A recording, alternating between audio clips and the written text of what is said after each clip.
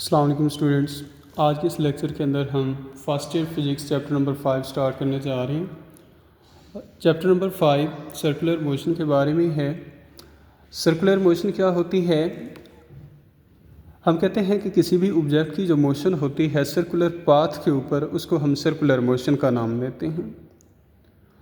Such as हमारे पास कोई satellite है, वो अपने ऑर्बिट के अंदर रोटेट कर रहा है अराउंड द अर्थ, या कोई सैटेलाइट है जो मून के अराउंड रोटेट कर रहा है अपने ऑर्बिट के अंदर, या सन के अराउंड रोटेट कर रहा है अपने ऑर्बिट के अंदर, तो उसकी जो मोशन होगी उसे हम सर्कुलर मोशन का नाम देंगे। या हमारे पास एक टर्निंग कार है जो सर्कुलर पाथ के ऊपर मूव कर रही है, या हमने एक स्ट्रिंग के साथ एक स्टोन को बांधा हुआ है और उसे सर्कुलर पाथ के ऊपर मूव करवा रहे हैं, तो उसकी मोशन जो है वो भी सर्कुलर मोशन ही होगी। फर्स्ट आर्टिकल है इस चैप्टर के अंदर एंगुलर डिस्प्लेसमेंट। एंगुलर डिस्प्लेसमेंट क्या होता है कि जब कोई ऑब्जेक्ट सर्कुलर पाथ के ऊपर मूव कर रहा होता है, तो जब ऑब्जेक्ट एक पॉइंट से दूसरे पॉइंट तक मूव करता है सर्कुलर पाथ के ऊपर, तो सेंटर के ऊपर जो एंगल बनता है थीटा, उसे हम एंगुलर डिस्प्लेसमेंट का नाम देते हैं। तो डेफिनेशन हम करते हैं, the angle subtended at the centre of the circle by a moving object in a given time. Given time के अंदर एक ऑब्जेक्ट जो सर्कुलर पाथ के ऊपर मूव करेगा, सेंटर के ऊपर जो एंगल बनाएगा, उसे एंगुलर डिस्प्लेसमेंट का नाम देंगे। एंगुलर डिस्प्लेसमेंट के ऐसे यूनिट होते हैं हमारे पास रेडियन। या एमसीक्यूज़ के लिए आपने याद रखना है कि एंगुलर डिस्प्लेसमेंट का यूनिट क्या है, रेडियन है। अगर एस से यूनिट की हम बात करें तो इसके अदर यूनिट्स डिग्री और स्टेरेडियन भी होते हैं, लेकिन ये ऐसे यूनिट नहीं हैं।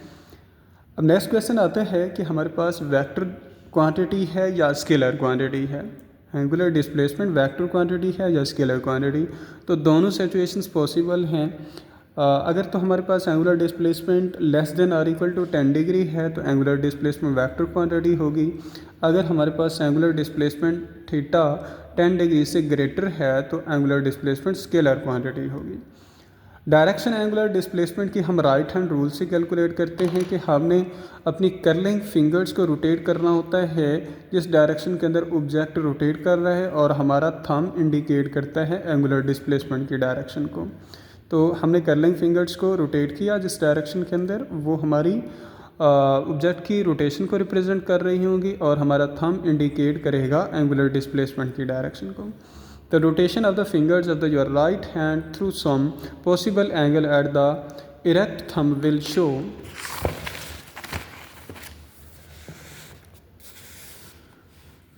the direction of angular displacement। अब नेक्स्ट हम बात कर रहे थे कि एंगुलर डिस्प्लेसमेंट का जो यूनिट है वो हमारे पास रेडियन है, तो हम रेडियन की डेफिनेशन करते हैं कि angle subtended at the centre of the circle by an arc whose length is equal to the radius of the circle is called radian। हमारे पास जो सर्कल के सेंटर के ऊपर एंगल बन रहा है ये 1 रेडियन होगा। अगर इसका रेडियस ये O से लेकर A तक या O से लेकर B तक ये इसका रेडियस इसकी आर्क लेंथ AB के इक्वल हो जाए। अगर AB arc length OA radius या OB रेडियस के इक्वल हो जाए तो एंगल जो सेंटर के ऊपर बनेगा थीटा वो 1 रेडियन होगा। नेक्स्ट क्वेश्चन है हमारे पास बहुत ही इंपॉर्टेंट शॉर्ट क्वेश्चन है, कहता है कि prove that S is equal to R theta. Let's see कि हमारे पास एस जो है हमारे पास एक आर्क लेंथ है किसी भी सर्कल की जिसका रेडियस आर है हमारे पास सर्कल का, और सेंटर के ऊपर एंगल थीटा बन रहा है हमारे पास। और जहाँ पर कोई ऑब्जेक्ट कोई पार्टिकल है जो P1 पॉइंट से P2 पॉइंट तक मूव करता है सर्कुलर पाथ के ऊपर, सेंटर के ऊपर जो एंगल बन रहा है वो थीटा है और रेडियस r है, और आर्क लेंथ हमारे पास P1 से P2 तक s है। थीटा इक्वल होता है हमारे पास arc length divided by radius की, और ये थीटा रेडियन के अंदर हमारा आना है। Theta is equal to arc length S के इक्वल है, रेडियस r के इक्वल है। तो यहाँ से हमने r को थीटा के साथ मल्टीप्लाई कर दिया तो S is equal to R theta हमारा प्रूव हो गया। तो S is equal to R theta, ये एमसीक्यूज़ के लिए याद रखना है आपने। नेक्स्ट क्वेश्चन है हमारे पास कि prove that 1 radian is equal to 57.3 degree.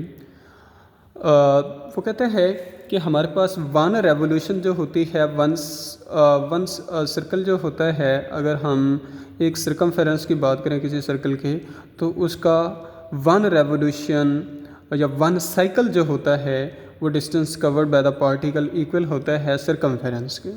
अब सरकमफेरेंस सर्कल का होता है 2πr हमारे पास, जहाँ पर हमने पढ़ा है theta is equal to S divided by R है। जब ऑब्जेक्ट सर्कुलर पाथ के ऊपर मूव कर रहा है तो थीटा एस ओवर आर के इक्वल है। थीटा हमारे पास अगर एक सर्कल की एक रेवोल्यूशन की हम बात करें, उसके 1 साइकिल की बात करें, 1 रेवोल्यूशन की बात करें तो थीटा 360 डिग्री के इक्वल होता है। ऐसे सरकमफेरेंस सर्कल का 2πr है डिवाइडेड बाय ये आर आ गया, आर से आर कैंसिल हो गया, 360 इज इक्वल टू 2π रेडियन आ गया। अब जहाँ से हमने 2π को 360 के नीचे डिवाइड कर दिया इधर, तो 1 radian is equal to 360 divided by 2π। Pi की वैल्यू हमने पुट की 3.1416, 2 को इससे मल्टीप्लाई किया तो 6.28 आ गया। 360 को 6.28 से डिवाइड किया तो 57.3 डिग्री, तो 1 radian is equal to 57.3 degree होता है। ये भी MCQs के लिए आपने याद रखना है, बहुत ही इंपॉर्टेंट MCQs है। नेक्स्ट MCQs आपसे ये भी पूछ सकता है कि 2 रेडियन किसके इक्वल होता है, तो दोनों साइड को 2 से मल्टीप्लाई कर देंगे, हमारा आंसर आ जाएगा। 3 रेडियन पूछता है तो 3 से मल्टीप्लाई कर देंगे, 4 रेडियन का पूछता है तो 4 से दोनों साइड को multiply up to so on. अगर n रेडियन का पूछता है तो दोनों साइड को n से मल्टीप्लाई कर देंगे। तो ये पॉसिबल MCQs हैं जो आपसे पूछे जा सकते हैं।